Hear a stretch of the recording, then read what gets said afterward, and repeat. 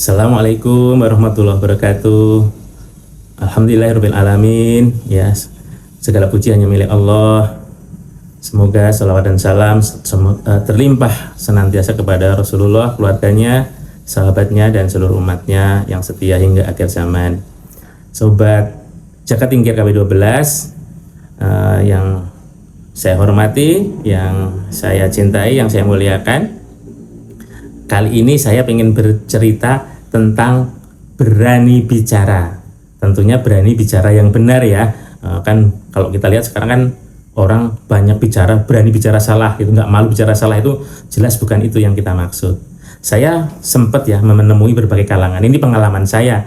Nanti sobat Jakat Tingkir KW12 mungkin pengalaman berbeda, boleh ditaruh di kolom komen ya. Ya, ini yang pengalaman saya yang saya alami ketika saya menanyakan ya tentang sebuah peraturan perpajakan ya, PP 23 tahun 2018, yaitu pajak yang 0,5%, pajak final 0,5% kali omset, yang sekali lagi tidak adil ya, khususnya misalkan yang berat sekali buat usaha seperti pedagang pulsa, pedagang kuota, pedagang token listrik, tapi sangat menguntungkan atau merugikan negara untuk usaha-usaha yang net profit marginnya di atas 25% ya. Ya, baik dagang, terutama jasa pasti gede-gede sekali, yang seperti saya sering bilang, seperti jasa persewaan fixed asset ya, misalkan persewaan tenda, alat pesta, sound system, terus jasa event organizer, jasa perawatan kecantikan yang sampai net profit marginnya itu 30, 40, 50, 60, bahkan termasuk kosan yang sampai 70% seperti itu. Nah, ketika saya bicara ke sana, yang pertama saya bicara ke ini dulu, ke pegawai pajak yang di tingkat bawah. Mereka setelah diajar Gusti ngerti, tapi kenapa sih bapak atau teman saya ini ya nggak sampaikan itu ke atasan gitu. Dia ngomong gini, di kantor kami nggak ada bahasan-bahasan, kita ini kan cuman pelaksana, yang ada itu evaluasi aja. Target penerimaannya nyampe belum gitu. Kalau yang pemeriksaannya kenapa SKP-nya segini, harus selesai dalam waktu segini. Jadi yang ditanyakan penerimaan, nggak ada diskusi di kami itu menanyakan baik kepala seksi, kepala kantor, kepala kanwil, direktur gitu ya, atau bahkan dirjen pajak pun menanyakan, ngajak diskusi, mana sih ada peraturan yang tidak fair, yang merugikan negara gitu. Nggak ada diskusi ke sana gitu. Jadi memang yang saya sebetulnya merasakan bahwa pajak itu seperti ini ya, seperti itulah, budgeter aja, fungsi mengaturnya itu sangat-sangat dilupakan, nggak dibiayakan, nggak dibicarakan gitu, nggak dibiayakan, nggak dibicarakan, nggak dipedulikan. Itu seolah-olah yang di bawah itu hanyalah ya petugas yang harus melaksanakan aturan gitu. Pimpinan nggak pernah bertanya tentang itu ya, tentang peraturan yang nggak sesuai gitu ya. Itu walaupun saya kasih masukan nih, harusnya kan itu kalau pemeriksa AR atau gimana itu kasih produksi dong, produksi di lapangan kejadian, kalau ada